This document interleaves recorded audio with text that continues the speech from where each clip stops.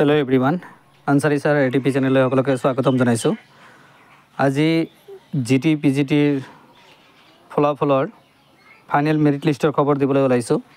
অসমৰ মুখ্যমন্ত্ৰী মাননীয় হিমন্ত বিশ্ব শৰ্মা ছাৰে তেওঁৰ ফেচবুক পেজৰ জৰিয়তে এটা পোষ্ট কৰিছে। এই পোষ্টটো হ'ল, স্বচ্ছ আৰু নিকা নিযুক্তিৰ ক্ষেত্ৰত আমাৰ গতি অব্যাহত ৰাখি স্নাতক শিক্ষক আৰু স্নাতকোত্তৰ শিক্ষক পৰীক্ষাৰ ফলাফল অৰ্থাৎ GT PGT গ্ৰেজুৱেট টিচাৰ আৰু পোষ্ট গ্ৰেজুৱেট টিচাৰৰ ফলাফল অহা 17 অক্টোবৰ 2025 তাৰিখে ঘোষণা কৰা হ'ব। প্ৰতিগৰাকী প্ৰাৰ্থীলৈ আগন্তুক উজ্জ্বল ভৱিষ্যতৰ বাবে মোৰ শুভকামনা জ্ঞাপন কৰিলোঁ।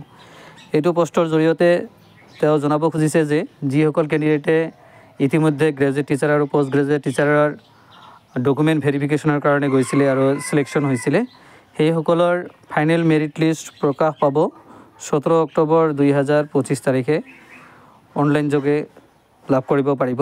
কণ্টিনিউইং hour momentum of clean and transparent requirement, the result of the graduate teacher and postgraduate teacher examination will be declared on 17th October 2025. My best wishes to all the candidates for their bright future ahead.